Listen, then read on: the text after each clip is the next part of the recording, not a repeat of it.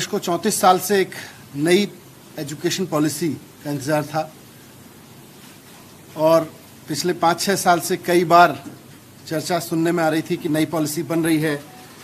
उसके कुछ rough drafts भी बीच में आए, फिर एक फाइनल ड्राफ्ट दिल्ली सरकार को भी मिला था, उस पर भी हमने अपनी टिप्पणियां दी थी और उस सब के बाद एक पॉलिसी सामने आई है।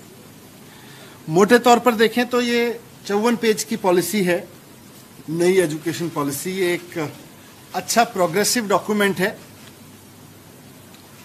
फॉरवर्ड लुकिंग डॉक्यूमेंट है, एक कह सकता हूं मैं, जो आज की एजुकेशन सिस्टम की चुनौतियों को और उसके फ्लॉज को, उसकी खामियों को स्वीकार करता है। आज हमारी शिक्षा व्यवस्था में क्या खामियां हैं, क्या चुनौतियां हैं, उसको स्वीकार करता है और उसके बेस पर क्या होना चाहिए, जरूरत क्या है, उस पर बात करता है। लेकिन इसकी सबसे बड़ी समस्या इसकी यह है कि इसकी दो बड़ी समस्याएं हैं। पहले तो ये पुरानी समझ और पुरानी जो एजुकेशन की परंपराएं चली आ रही हैं, उनके दबाव से मुक्त नहीं हो पाया, उन्हीं के बोझ से दबी हुई पॉलिसी है। तो एजुकेशन के प्रति जो हमारी पुरानी समझ रही है और जो पुरानी परंपराएं रही हैं, उनसे दबी हुई पॉलिसी है ये। दूसरा, जिन सुधारों की इसमें बात की गई है, जिन जरूरतों की इसमें बात की गई है, उनको कैसे हासिल किया जाएगा, इस पर पॉलिसी या तो चुप है या भ्रमित है। पॉलिसी उस पर या तो कुछ नहीं कह रही है या कह रही है तो ऐसा कह रही है जिससे समझ में आ रहा है कि कुछ समझ में नहीं आया पॉलिसी मेकर्स को। सो इन नटसेल अगर मैं कहूं तो basic principles are good, but implementation कैसे होगा इस पे पॉलिसी चुप है। भविष्य की जरूरतों को अच्छे से रखती है, लेकिन आज की व्यवस्था को भविष्य की जरूरतों तक लेकर कैसे जाएंगे, इस पर पॉलिसी चुप है। तो मैं पहले कुछ ऐसी चीजें रख रहा हूं इस पॉलिसी की जो मेरी राय में अच्छी हैं और होनी चाहिए। सबसे पहली और सबसे इंपॉर्टेंट चीज जो इस पॉलिसी के, कल खबर भी मिली मुझे जब आप लोगों ने न्यूज देनी शुरू की और मैंने भी इसको पढ़ा, इसमें डिसीजन लिया गया है कि एचआरडी मिनिस्ट्री का नाम बदलकर एजुकेशन मिनिस्ट्री कर दिया जाएगा। ये अच्छी बात है, ये बहुत अच्छी बात है और मैं पिछले 5-6 साल में कम से कम 100 मरतबा इस बात को कह चुका हूं कि शिक्षा देने का काम मानव संसाधन विकास का काम नहीं है। मानव संसाधन केवल टूल विकसित करने का काम है, शिक्षा एक अलग काम है और शिक्षा का काम हम शिक्षा के रूप में करें, मानव संसाधन उसका एक हिस्सा है।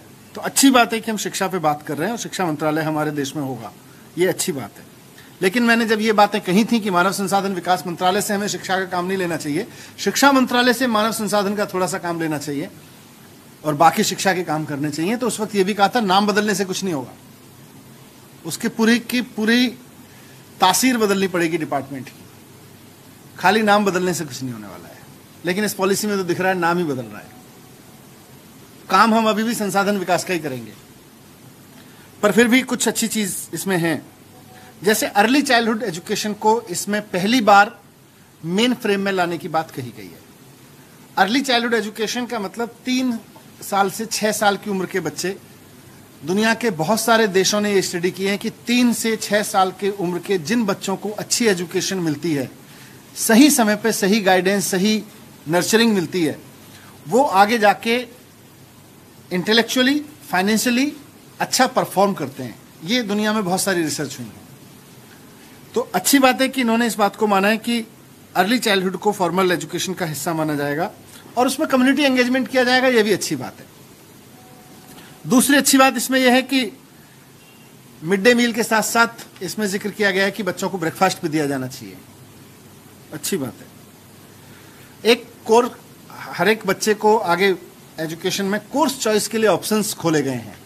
फिजिक्स के साथ साथ बच्चा म्यूजिक भी ले सकता है, फिजिकल एजुकेशन भी ले सकता है, म्यूजिक लेने वाला बच्चा मैथमेटिक्स ले सकता है, ये कोर्स ऑप्शंस खोले गए हैं, ये एक अच्छी प्रोग्रेसिव बात है।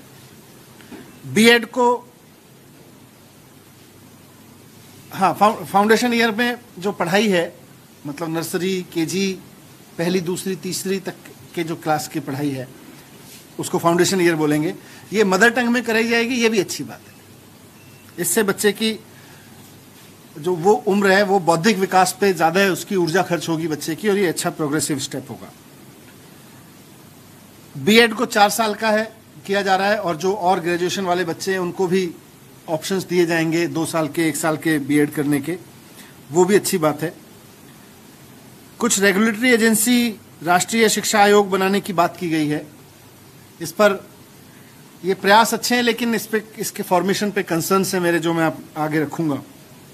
कुछ और अच्छी बातें की गई हैं कि इंक्लूसिव एजुकेशन लानी है, इजी टू अंडरस्टैंड परीक्षाएं होनी चाहिए, प्रैक्टिकल अप्रोच होनी चाहिए। ये सारी गुडी बातें हम एजुकेशन के बारे में पहले भी करते रहे हैं, कोई नई नहीं है, लेकिन एजुकेशन पॉलिसी में इनको लाना अच्छी बात है और इस पे फिर चर्चा हो सकती है। अब मैं एक एक करके इसके कुछ क्रिटिकल पॉइंट्स की ओर आपका ध्यान दिलाना चाहता हूं, जिसकी वजह से मैंने कहा कि इसमें 2 खामियां हैं। पहली खामी यह है कि ये अपने पुरानी समझ और पुरानी परंपराओं के बोझ से दबी हुई पॉलिसी है, उससे मुक्त नहीं हो पाई है। और दूसरा, जो भविष्य की जरूरतों की बात की करती है ये पॉलिसी, उन तक पहुंचाएगी कैसे शिक्षा व्यवस्था को, उसके बारे में गोलमोल है, चुप है या भ्रमित है। सबसे पहला पॉइंट है मेरा, मैं कहूंगा कि ये policy highly regulated poorly funded education model देती है। Highly regulated poorly funded. Highly regulated कैसे है? ये पॉलिसी कहती है कि साहब एक एजुकेशन डिपार्टमेंट होगा जो पॉलिसी मेकिंग का काम करेगा, दूसरा डायरेक्टरेट ऑफ एजुकेशन होगा जो सरकारी स्कूल की ऑपरेशंस देखेगा, तीसरा अलग से स्कूल की रेगुलेटरी अथॉरिटी होगी जो गवर्नमेंट स्कूल प्राइवेट स्कूल्स को रेगुलेट किया करेगी, चौथा शिक्षा आयोग होगा राज्यों का केंद्र का, उसका अपना एक अलग निदेशालय होगा, पांचवा एससीईआरटी अलग होगा, एससीईआरटी एनसीईआरटी होंगे, फिर शिक्षा का बोर्ड होगा। तो एजुकेशन डिपार्टमेंट अलग, डायरेक्टरेट ऑफ एजुकेशन अलग, रेगुलेटरी अथॉरिटी अलग, शिक्षा आयोग अलग। ये सारे ऐसा घचमच करेंगे, ये सारी एजेंसियां आपस में टकराती रहेंगी। एससीईआरटी का फिर भी काम अलग है, मैंडेट है। बोर्ड का भी हम कह सकते हैं काम एकदम परीक्षा लेना क्या है, उस पर अलग दृष्टिकोण है। पर पॉलिसी मेकिंग, गवर्नमेंट स्कूल चलाना, रेगुलेटरी अथॉरिटी, फिर शिक्षा आयोग, सलाह देना, फिर और उसका भी अपना डायरेक्टरेट होगा फुल फ्लेजेड। ये सारी एजेंसियां आपस में टकराती रहेंगी, ये लड़ती रहेंगी, इनसे एजुकेशन क्या निकल के आएगी। इसीलिए मैंने कहा हाईली रेगुलेटेड है और पुअरली फंडेड कहा मैंने पहले पॉइंट में ही। शिक्षा नीति कहती है, राष्ट्रीय शिक्षा नीति जो पेश की गई है, कल अप्रूव की गई है, कि साहब 6% जीडीपी का हमें एजुकेशन बजट पे देना चाहिए। और ये बात आज नहीं की गई, 1966 से कोठारी कमीशन के समय से इस देश में ये बात की जाती रही है कि साहब 6% जो है जीडीपी का वो हमें एजुकेशन पे खर्च करना चाहिए। आज शिक्षा नीति फिर से वही बात दोहरा रही है।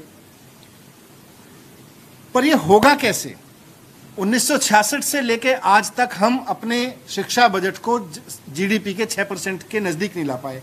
अब कैसे ले आएंगे? इस पर एजुकेशन पॉलिसी कोई पॉलिसी नहीं बताती। तो 66 में भी वही बात कर रहे थे, 2020 में भी यही बात कर रहे हैं। पॉलिसी कहती है कि 10% एजुकेशन पे अभी खर्च हो रहा है, इसको हम 20% लेके जाएंगे अगले 10 साल में। कैसे लेके जाओगे भाई? केवल पॉलिसी बना के? अगर कानून नहीं बनाओगे तो कैसे लेके जाओगे? अगर इस बारे में रूल्स नहीं बनेंगे, कानून नहीं बनेंगे।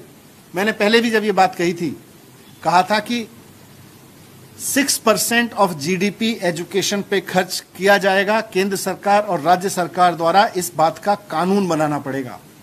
जब तक कानून नहीं बनाएंगे, कोई राज्य सरकार, कोई केंद्र सरकार, कोई इक्का दुक्का कर ले, राष्ट्रीय स्तर पे तो कोई नहीं होने वाला।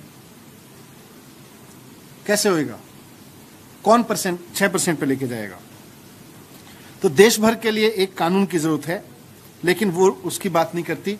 बस ये पॉलिसी में कहती है साहब 1966 से पॉलिसी चली आ रही है, आज तक तो 4% भी नहीं हुआ, 5% भी नहीं हुआ, 3% पे खड़े हैं हम। तो अब कैसे जाएंगे? इस पे पॉलिसी चुप है। दूसरा, पॉलिसी में फंडिंग को लेके सीधी बात नहीं आती कहीं भी।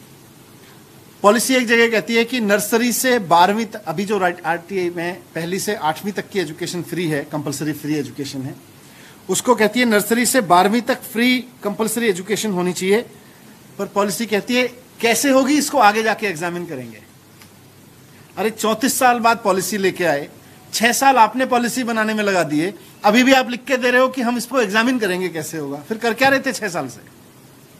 अगर आप यही नहीं बता पाए कि 6 साल बाद या 34 साल बाद सरकार मिला के, तो भारतीय जनता पार्टी की पूरी लीडरशिप कर क्या रही थी इस पे?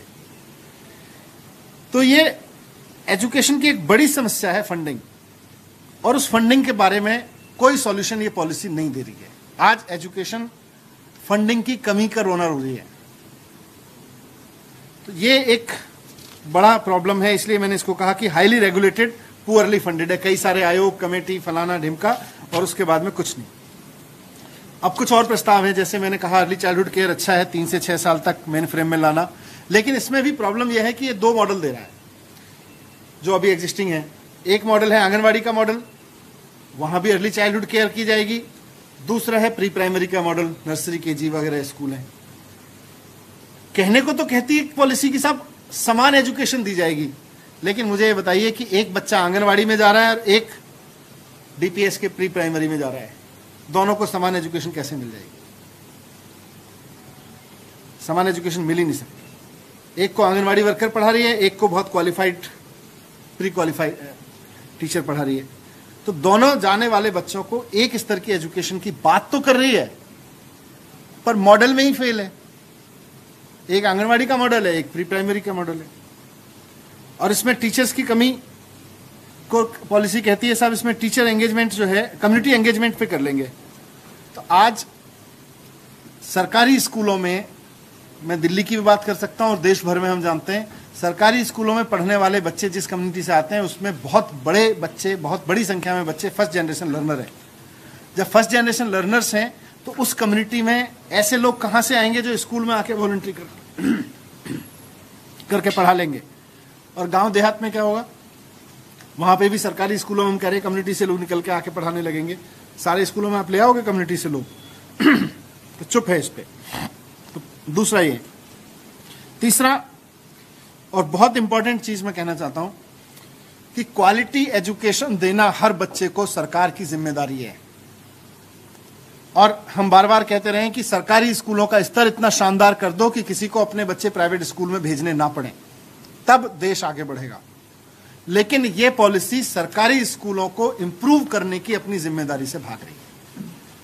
यह पॉलिसी इस पे कोई बात नहीं करती कि सरकारी स्कूल सिस्टम को देश में सुधारा जाएगा और इतना अच्छा किया जाएगा कि लोग प्राइवेट स्कूल पर डिपेंड ना करें, बल्कि इसके उलट यह पॉलिसी प्राइवेट स्कूल एजुकेशन को बढ़ावा दे रही है। इस पॉलिसी का एक कोट अनकोट मैं आपको पढ़ के सुनाना चाहता हूं क्योंकि यह सबसे इंपॉर्टेंट एस्पेक्ट है। यह लिख रहा है कि private philanthropic efforts for quality education will be encouraged. ये फिलैंथ्रोपिक एजुकेशन आज सारे कोई कंपनी नहीं चलाती हमारे देश में, इसको समझने की जरूरत है इस लाइन को। एजुकेशन को जो प्राइवेट स्कूल भी हैं वो ट्रस्ट के तहत चलते हैं, तो फिलैंथ्रोपिक एफर्ट्स ही हैं सारे। तो भाषा में एक फिलैंथ्रोपिक एफर्ट्स हैं।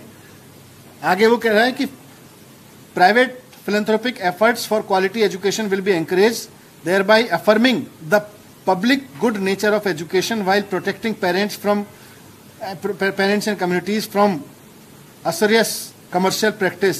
मतलब कमर्शलाइजेशन नहीं होने देंगे। ये बात तो हम पहले से भी कह रहे हैं कि साहब ट्रस्ट स्कूल चलाया करेंगी प्राइवेट स्कूल, और जो प्राइवेट स्कूल होंगे वो ट्रस्ट चलाया करेंगे, नॉन प्रॉफिट एजेंसीज होंगी, वो प्रॉफिट नहीं कमा सकेंगे। उसके बावजूद एजुकेशन का कमर्शलाइजेशन इतना हो गया उसी फिलैंथ्रोपिक मोड में कि आज देश के सुप्रीम कोर्ट को भी कहना पड़ा कि ये टीचिंग शॉप्स बनते जा रहे हैं हमारे स्कूल्स।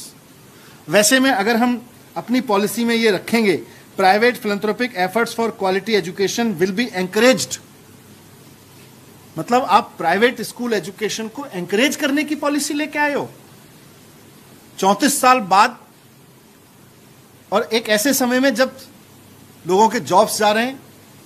सारी दुनिया में जो भी प्रोग्रेसिव कंट्रीज हैं उनके मॉडल हमारे सामने है कि वहां सारे का सारा स्कूल सिस्टम सरकारी स्कूल सिस्टम पे खड़ा हुआ है।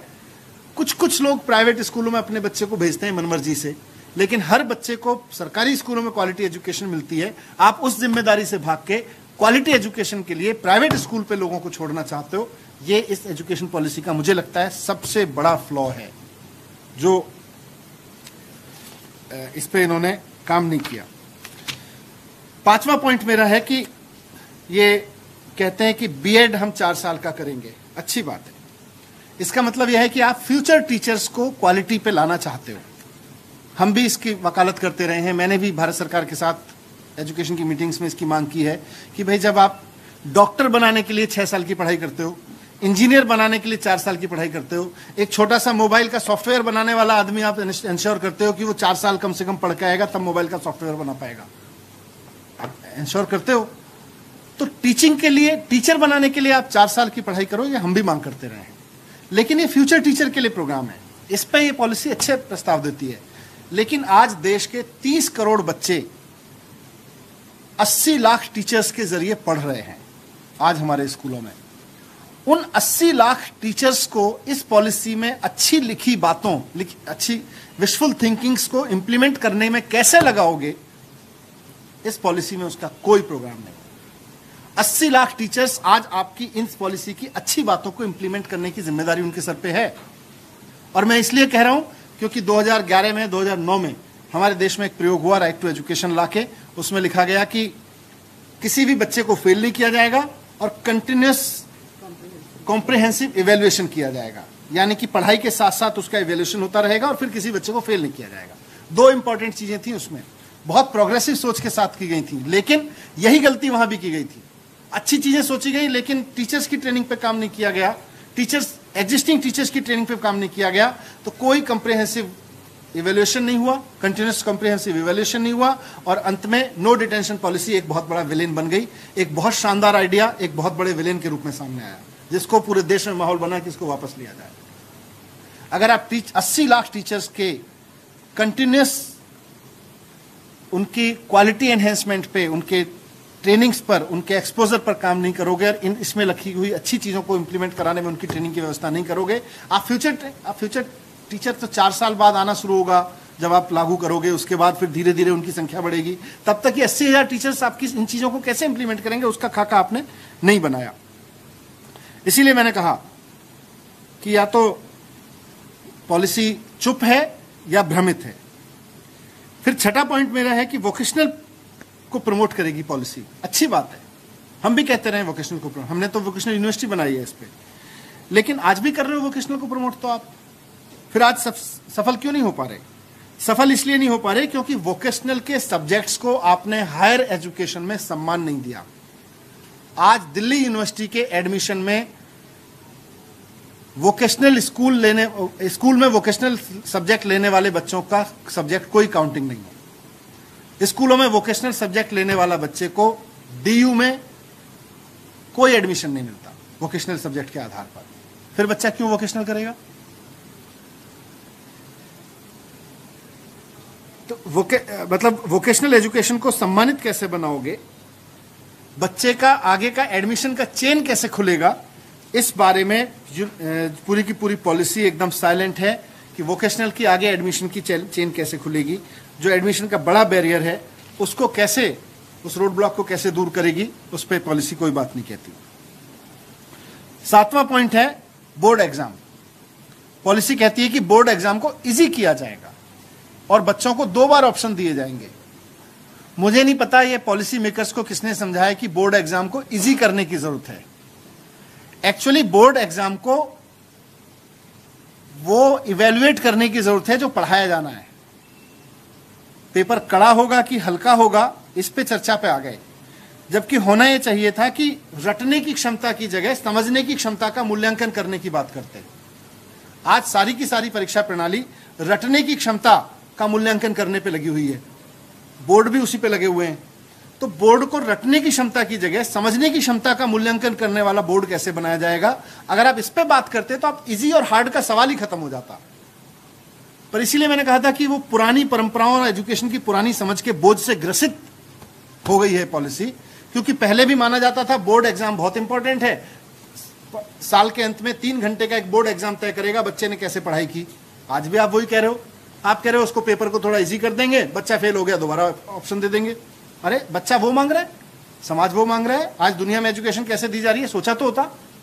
उस पर पॉलिसी पूरी तरह से फेल है, मैं गोल भी नहीं कहूंगा, फेल है। इजी करने का कोई मतलब नहीं है। दुनिया भर में आज कंटिन्यूअस इवैल्यूएशन हो रहा है, बोर्ड एग्जाम का कोई मतलब नहीं रह गया, बोर्ड्स खत्म हो चुके हैं, लेकिन हम अभी भी बोर्ड एग्जाम पर अटके हुए हैं। ये एक बहुत बड़ा फ्लो है। 8वां पॉइंट मेरा यह है कि पॉलिसी कहती है नेशनल टेस्टिंग एजेंसी बनाई जाएगी, मतलब एनटीए।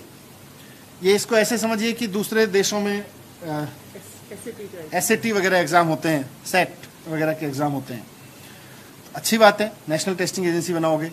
अब एक बच्चा जो 12वीं करके आ रहा है, आप उसकी परीक्षा, वो कह रहे हैं फिर मल्टीपल एग्जाम नहीं होंगे, बहुत सारी यूनिवर्सिटीज के एंट्रेंस एग्जाम नहीं होंगे, अच्छी बात है। तो जब आप हायर एजुकेशन में एंट्रेंस के लिए नेशनल टेस्ट ले ही रहे हो, तो फिर बोर्ड किस लिए ले रहे हो? ये तो डुप्लीकेशन है। पर बोर्ड का एग्जाम किस लिए? बोर्ड का एग्जाम खत्म कर दो।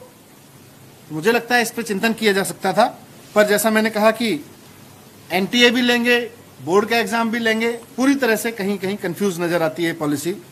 9वां पॉइंट मेरा हायर एजुकेशन के बारे में है। हालांकि हायर एजुकेशन को मैं और स्टडी करूंगा, जरूरत पड़ी तो फिर से आपके सामने आऊंगा हायर एजुकेशन के पॉइंट्स को लेके, पर फिर भी एक प्राइमा फेसी अध्ययन मैंने किया है, हमारी टीम ने किया है। हायर एजुकेशन में सबसे ज्यादा जोर दिया गया है कि साहब multi disciplinary higher education institutes बनाएंगे, MDHEI, multi disciplinary higher education institutes. और ये कह रहे हैं कि अगले 15-20 साल में देश के सारे स्कूल, सारे कॉलेजेस, सारे यूनिवर्सिटीज को मल्टी डिसिप्लिनरी बना देंगे। आज का मॉडल क्या है ये समझ लीजिए। आज का मॉडल है, एक तरफ हमारे सामने दिल्ली यूनिवर्सिटी, जामिया, बनारस यूनिवर्सिटी और देश की बहुत तमाम यूनिवर्सिटीज हैं, ऐसी यूनिवर्सिटीज हैं, आईपी यूनिवर्सिटी है दिल्ली की, मल्टी डिसिप्लिनरी यूनिवर्सिटीज हैं। उसमें MBA भी कराते हो, इंजीनियरिंग भी कराते हो, इकोनॉमिक्स में भी कराते हो, बहुत सारे अलग अलग आर्ट्स के कोर्स भी कराते हो सबको। आज लेकिन स्पेसिफिक यूनिवर्सिटीज भी हैं, DTU भी है, IIT भी है। अब आप क्या कह रहे हो? देश के सारे कॉलेजेस और यूनिवर्सिटीज को मल्टी डिसिप्लिनरी बनाएंगे, मैंडेटरी। यहां भूल कर रही है पॉलिसी। दोनों चीजों की जरूरत है, मल्टी डिसिप्लिनरी की भी जरूरत है। आप मल्टी डिसिप्लिनरी यूनिवर्सिटीज और कॉलेजेस को और रिच करो, उनकी संख्या बढ़ाओ, लेकिन ये स्पेसिफिक यूनिवर्सिटीज है, इनको बर्बाद मत करो। आप कह रहे हो कि IITs में तो हम एक्टिंग भी सिखाएंगे और FTII में इंजीनियर भी पैदा करेंगे, ये कैसे होगा? फिल्म ट्रेनिंग इंस्टीट्यूट एक्टर्स देता रहा है देश को, IIT देश के इंजीनियर्स देता रहा है। आप कह रहे हो सबको मल्टी डिसिप्लिनरी बना देंगे, तो IIT में एक्टिंग सीखा करेंगे लोग आके, और FTII में जाके लोग इंजीनियरिंग सीखा करेंगे। सेक्टर स्पेसिफिक यूनिवर्सिटीज और कॉलेजेस की दुनिया भर में इंपॉर्टेंस है। आज बर्कले का म्यूजिक कॉलेज देख लीजिए, बिजनेस कॉलेजेस देख लीजिए, MIT जैसे कॉलेजेस देख लीजिए, इकोनॉमिक्स के कॉलेजेस देख लीजिए, वो सारे सेक्टर स्पेसिफिक कॉलेजेस हैं। हम पता नहीं किस रोमांटिज्म में आ गए मल्टी डिसिप्लिनरी के, कि सारा कुछ अरे मल्टी डिसिप्लिनरी की अपनी इंपॉर्टेंस है, आप करिए और अच्छा करिए, अभी भी एग्जिस्टिंग है। लेकिन जो सेक्टर स्पेसिफिक कॉलेजेस यूनिवर्सिटीज हैं, उनको तो बर्बाद मत करिए। ऐसा कैसे होगा कि IIT दिल्ली में कल जाके एक्टिंग की क्लास शुरू हो जाएगी और FTII में जाके इंजीनियरिंग की क्लास शुरू हो जाएगी, IIM में जाके मेडिकल की क्लास शुरू हो जाएगी और एम्स में आके बिजनेस मैनेजमेंट सिखाया जाएगा? तो ये तो बर्बाद कर देगा। इस देश में प्रतिभाओं को निकालने का काम किया इन संस्थानों ने, बड़े बड़े सेक्टर स्पेसिफिक संस्थानों ने। अगर हम अपने इस रोमांटिसिज्म में इनको बर्बाद कर देंगे तो कैसे काम चलेगा? ये क्या विजन है पॉलिसी में? ये तो इसीलिए मैंने कहा कि कई जगह भ्रमित है। दूसरा, मैंने BVOC के लिए कहा, एक जगह पॉलिसी बात करती है BVOC की, वोकेशनल एजुकेशन की कई जगह बात करती है, लेकिन आज बच्चा BVOC में नहीं जाना चाहता। हमने भी 9 कॉलेज शुरू किए BVOC के, नहीं जाना चाहता बच्चा, कम बच्चे जाना चाहते। क्यों नहीं जाना चाहता? मैंने पता किया, बोला साहब क्या करेंगे जाके? देश भर में नौकरियों के जो रिक्रूटमेंट रूल्स हैं, RRs हैं, उसमें BVOC की कोई मान्यता नहीं है। आज एक BVOC करने वाला बच्चा IAS का नहीं बन सकता। आप कहने को तो कहते हो बैचलर ऑफ वोकेशनल, प्रधानमंत्री जी स्किल इंडिया और वोकेशनल की बात करते हैं, पॉलिसी कहती है साहब BVOC को बढ़ाएंगे, हम वोकेशनल को बढ़ाएंगे। लेकिन अगर एक BVOC करने वाला बच्चा, वोकेशनल में बैचलर की डिग्री लेने वाला बच्चा, अगर आप उसको कहोगे नहीं जी तुम बैचलर तो हो, पर वो वाले नहीं हो जिसको हम IAS बना सकते हैं, वो वाले नहीं हो जिसको हम UPSC एग्जाम दिला सकते हैं, फिर काहे को बढ़ावा दे रहे हो यार? किसको आप भ्रमित करने की कोशिश कर रहे हो? तो BVOC के साथ इंजस्टिस करती है, पूरी की पूरी वोकेशनल स्ट्रीम के साथ में बहुत वो करती है। आखिरी पॉइंट मेरा क्रिटिकल ये है, पूरा का पूरी पॉलिसी में स्पोर्ट्स मिसिंग है। मुझे नहीं पता क्यों, हो सकता है स्पोर्ट्स की अलग पॉलिसी बना रहे हो, लेकिन एजुकेशन पॉलिसी में स्पोर्ट्स का शामिल नहीं होना आश्चर्यजनक तथ्य था मेरे लिए। मिसिंग था। मैंने पहले भी इसका जिक्र किया था जब मैं अपने कमेंट्स देने गया था, आज भी कर रहा हूं। मैंने आपके सामने कुछ अच्छी चीजें रखी, 10-11 पॉइंट्स बहुत क्रिटिकल रखे इसको लेके, जिसकी वजह से मुझे लगता है पॉलिसी देश को कोई दशा और दिशा नहीं दे पाएगी, देश की दिशा एजुकेशन को और कंफ्यूज करेगी और कई जगह तो और डैमेज करेगी। करना क्या है, मैं सिर्फ क्रिटिकल पॉइंट नहीं लेकर आया, मैं 3 पॉइंट आपके सामने रख रहा हूं। पहला तो यह है कि अगर आप एजुकेशन को लेकर सीरियस हैं तो आप सबसे पहले फंडिंग को लेकर कानून बनाओ। बहुत हो गया 1966 से बात करते करते पॉलिसी में। अगर हमारे देश में फिस्कल डिफिसिट को लेकर कानून हो सकता है, अगर यह तय हो सकता है कि देश का राजकोषीय घाटा इससे कम नहीं होगा, तो फिर एजुकेशन बजट को लेकर भी कानून हो सकता है। अगर आप एजुकेशन की मतलब आप सरकार का घाटा कितना होगा इसको तय कर सकते हैं कानून बना के कि इससे नीचे का घाटा नहीं करने देंगे, तो आप एजुकेशन का बजट का कानून क्यों नहीं बना देते? इस पॉलिसी में लिखने से बजट नहीं आएगा। आपको बजट का कानून बनाना पड़ेगा कि केंद्र और राज्य सरकार सब की सब 6% ऑफ जीडीपी एजुकेशन बजट पे कम से कम खर्च करेंगी। ये मैंडेटरी होगा देश में। जब तक ये कानून नहीं बनाओगे, इस पॉलिसी में लिखी हुई बातें ख्याली पुलाव हैं। मिड डे मील के लिए पैसा कहां से लाओ? इतने सारे टीचर्स के लिए रिक्रूटमेंट कहां से करोगे? पैसा ही नहीं है आपके पास में। दूसरा, एग्जिस्टिंग जो टीचर्स हैं उनको नेशनल इंटरनेशनल लेवल की ट्रेनिंग दिलवाइए। जब तक आप अपनी 80 लाख टीचर्स को इग्नोर करते रहोगे, उसको इंजस्टिस करते रहोगे उसके साथ, उसको आप नए टीचर्स के लिए अच्छी ट्रेनिंग कराइए, अच्छे बीएड प्रोग्राम चलाइए, लेकिन एग्जिस्टिंग टीचर को दुनिया दिखाइए, उसको दुनिया का एजुकेशन सिस्टम दिखाइए, देश के अच्छे एजुकेशन सिस्टम दिखाइए, उस पर पैसा खर्च करिए, उसको प्रायोरिटी दीजिए।